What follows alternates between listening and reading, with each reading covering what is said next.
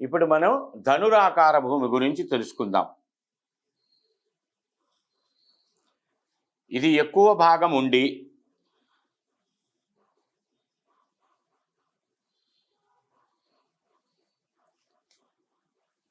ఇలా వచ్చినటువంటి దాన్ని ధనురాకార భూమి అంటారు. ఇది పశ్చిమం, ఇది దక్షిణం, ఇది ఉత్తరం. ధనుక్షేత్రే భయం మహత్. మహత్ అంటే చాలా పెద్ద. ధనుక్షేత్రే భయం మహత్, భయాన్ని కలగచేస్తుంది. ఏ భయము? భయం రావటానికి మానవుడికి ఇవాళ అనేక కోణాలు ఉన్నాయి. అసలు మానవ సృష్టి అంతా భయంతో కూడుకునే ఉంటుంది. రూపే జరా భయం. మంచి అందగాడికి వృద్ధాప్యం వస్తున్నది, శరీరం ముడతలు పడుతున్నది, క్యారీ బ్యాగులు వస్తున్నాయి అంటే వాడికి చచ్చేంత భయం. స్త్రీ కావచ్చు, పురుషుడు కావచ్చు. అలాగే డబ్బు విపరీతంగా ఉన్నప్పుడు, అయాచితంగా ఒక్కసారి డబ్బు వచ్చి పడ్డప్పుడు అధికారుల వల్ల భయం, దొంగల వల్ల భయం, ప్రధానంగా బంధువుల వల్ల భయం. విద్యావంతుడికి ఎదటి వ్యక్తి తనకన్నా తెలివిగా, తనకన్నా ధారాళంగా మాట్లాడుతుంటే వీడికి కించిత్ భయం. శాస్త్రే వాద భయం అన్నారు. రూపే జరా భయం, శాస్త్రే వాద భయం. విత్తే నృపాలాద్ భయం. డబ్బున్నటువంటి వాడికి రాజుల వల్ల, అధికారుల వల్ల. సర్వం వస్తు భయాన్వితం భువి నృణాం. ఈ భూమిలో సర్వము భయానికి లోనయ్యే ఉంటుంది. వైరాగ్యం ఏవా భయం. వైరాగ్యం పొందినటువంటి వాడికి భయం లేదు కదా అని. మరి అందరూ సంసార పక్షంలోనే ఉన్నారు, దాంపత్య జీవనాలలో ఉన్నారు, కుటుంబాశ్రమంలో ఉన్నారు. దానివల్ల వైరాగ్యం వాడికి కలిగేటువంటి అవకాశాలు లేదు. వాడికి వైరాగ్యం కలిగింది అంటే పిచ్చి ముదిరింది అని అర్థం. సంసార బంధనంలో ఉన్నవాడికి వైరాగ్యం ఎక్కడి నుంచి వస్తుంది? వదిలిపెట్టి వెళ్ళిన వాడు ఏమన్నా ప్రయత్నం చేసుకోవాలి. కానీ ఇది ధనురాకార భూమి. ఇది దండాకార భూమిని పోలి, శూర్పాకార భూమిని పోలి ఉంటుంది దగ్గరగా. ఇది ఇంకొక పెరిగి ఇలా తిరిగితే శూర్పాకారం, ఇది తగ్గి ఇలా పెరిగితే దండాకారం. వాటి గురించి కూడా చెప్పుకున్నాం. ఇవి ఇంచుమించు దండాకార, శూర్పాకార భూముల వలె ఉండేటువంటి మార్గం. ఇందాక తెలుసుకున్నటువంటిది, ఇందాక ఒక దాని గురించి తెలుసుకున్నాం. అది కూర్మ పృష్ఠభూమి. చక్రాకార భూమి వలె ఇంచుమించు అది ఉన్నది. అది 8 పలకలు ఉంటే, అది 6 పలకలు ఉంటే కూర్మ పృష్ఠం, 8 పలకలుగా కనుక ఉండేటట్టయితే చక్రాకారం. ఇది ధనురాకారం. ఈ ధనురాకార భూమి భయాన్ని కలగజేస్తుంది గనక ఆరోగ్య భయమో, ధన భయమో, లేకపోతే ఆడపిల్లలు పెరుగుతూ ఉంటే సమాజంలో ఏం జరుగుతుందో, ఒక్కరవ లేట్ అయితే రావటం, ఏం జరుగుతుందో అని భయం. ఇవాళ 4 వీలర్ మీద వెళ్ళాలన్నా, 2 వీలర్ మీద వెళ్ళాలన్నా కూడా భయం కలిగేటువంటి పరిస్థితి.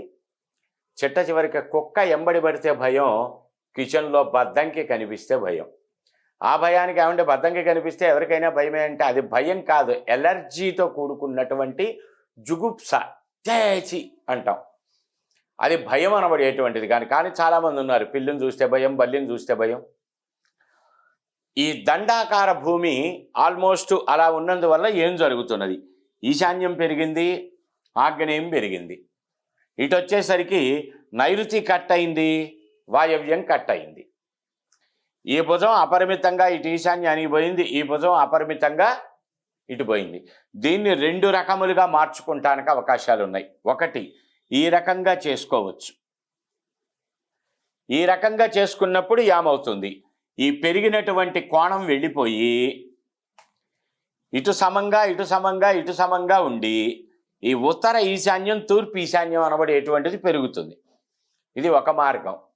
లేదు, ఇలా రెండో భాగం కూడా కొద్దిగా కట్ చేసేటట్టయితే ఈ ధనురాకారంగా ఉన్నటువంటి భూమి సమచతురస్రాకారంగా మారిపోయింది. ఈ సమచతురస్రంగా మారినప్పుడు సర్వ సౌఖ్యములు ఆ గృహ యజమాని పొందగలిగేటువంటి అవకాశాలు ఉంటాయి. ఈ కట్ చేసేటప్పుడు మాష మాత్రంతో ఈశాన్యం, ఒక రవ్వ మినపగింజంత అన్న, ఒక రవ్వ పెరిగేటట్టుగా ఈ ఈశాన్యం, ఇటు ఉత్తర ఈశాన్యం, అటు తూర్పు ఈశాన్యం పెరిగేటట్టుగా కొలతలు తీసుకొని కట్ చేసుకోవటం ద్వారా సమచతురస్రాకారంగా మారింది. చూడండి, ఒక్కసారి ఇలా పెరిగినటువంటిది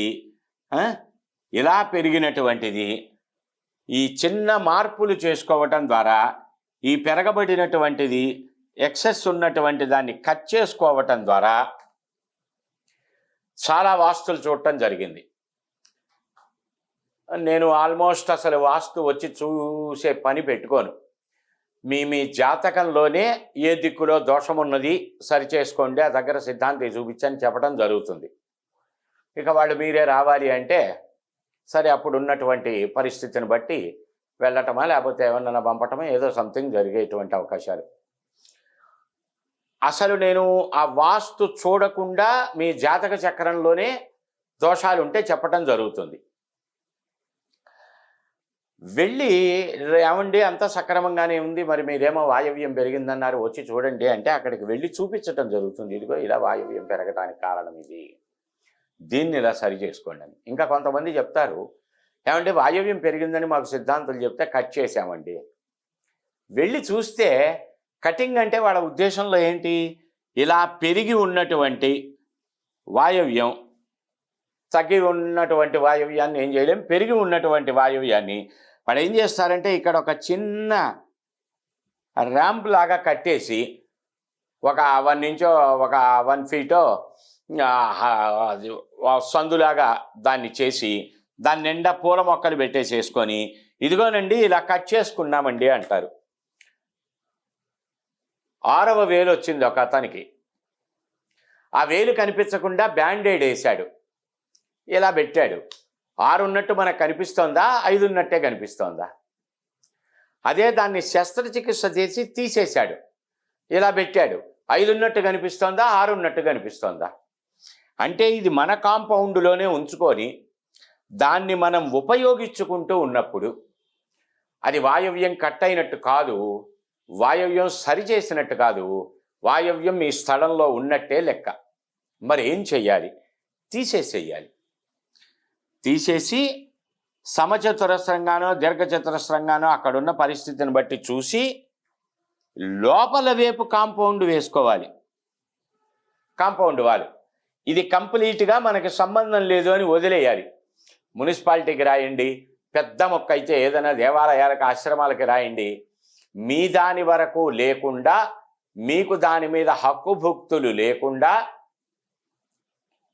ఇంకొక రకంగా కూడా వాయవ్యం ఇలా మొక్క పెరిగేటువంటి అవకాశాలు ఉంటాయి కొన్ని స్థలాలకి.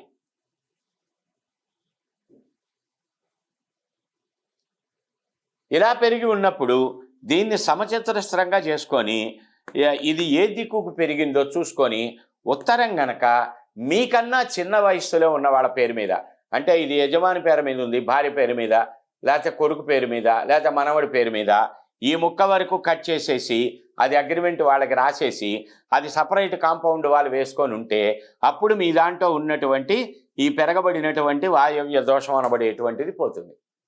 స్థలం మీకే ఉంది, ఆస్తి వితరాండం కాలేదు, ఆస్తి నష్టం జరగలేదు, మళ్ళీ మీ వాళ్ళ పేర మీదే అది ఉంటుంది.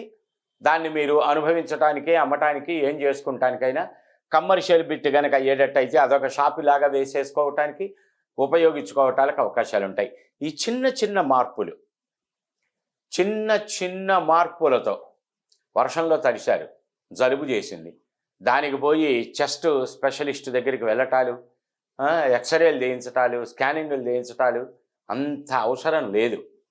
అంత వేడి నీళ్లతో ఒక రవ్వ కాపరం పెట్టుకొని దానికి ఏదో ఇంగ్లీషులో సామెత చెబుతారు కదా, fast food cure fever, eat food cure cold అని. చక్కగా అంత మాయించి గుమగుమలాడే ఆవకాయో మాగాయో లేకపోతే పండుమిరపకాయల కారమో అంత నెయ్యి వేసుకొని శుభ్రంగా తినండి, 5 నిమిషాల్లో ఆ జలుబు పోతుంది. ఈ చిన్న చిట్కాకి అంత దూరం పరిగెత్తక్కర్లా. అలాగే ఈ చిన్న మార్పులు చేసుకోవటం ద్వారా ధన నష్టం లేకుండా, ఆస్తి నష్టం లేకుండా, స్థలము, భూమి ఇత్యాదులు వితరాణం కాకుండా మీరే అనుభవించడానికి అవకాశములు ఉంటాయి. ఇలా కాన్సన్ట్రేట్ చేసి 100% వాస్తుపరంగా సరైనటువంటి సలహా సంప్రదింపులు తీసుకొని సత్ఫలితాలు పొందాలి మీరందరూ అనేటువంటి సత్సంకల్పంతో చేస్తున్నటువంటి ప్రోగ్రామే ఈ వాస్తు పదం. సో మీ అందరూ కూడా మీ అనుమానాలు నివృత్తి చేసుకోవాలనుకుంటే వాస్తు ప్లాన్ తీసుకొని వచ్చి కలవచ్చు. అపాయింట్మెంట్ తీసుకొని డైరెక్ట్గా తీసుకెళ్ళి వాస్తు చూపించి ఏమైనా దోషాలు ఉంటే సరి చేసుకోవడానికి సలహా సంప్రదింపులు పాటించవచ్చు. Phone number 9494409777. Since 1990, reach your destination. Jai Gurudata.